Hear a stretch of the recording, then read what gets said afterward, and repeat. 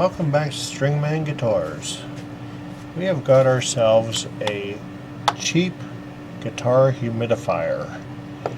I made these in the underground layer last year when I got a brand new Seagull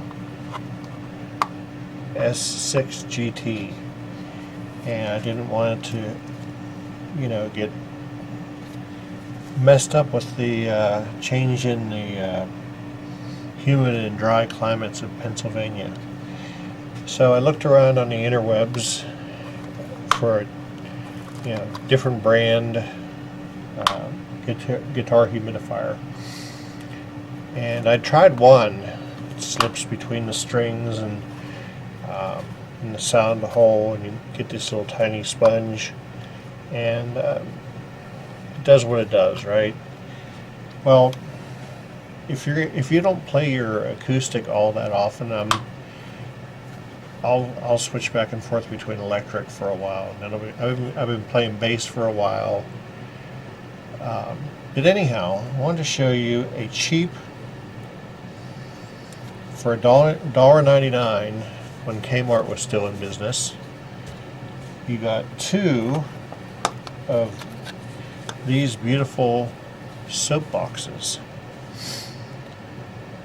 And for another, go to the dollar store, Dollar Tree, whatever, get yourself a couple of sponges and cut them in lengths that you need or whatever to fit inside said box. You take your drill and you run your,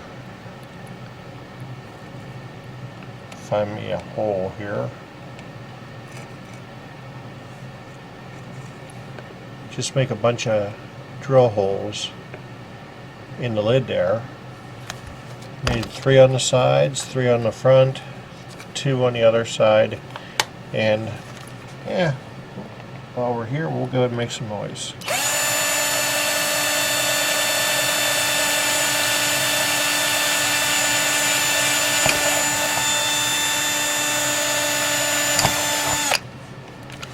And there, for a whole $2 and a few minutes with a drill bit, you can have yourself a better than advertised, soak your sponges up and put those in your guitar case.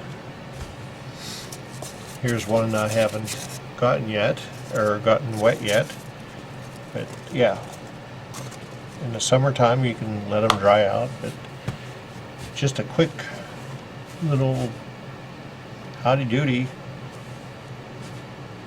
guitar humidifier for practically nothing, and it works great. There's enough fluid in here that, I'll go back maybe a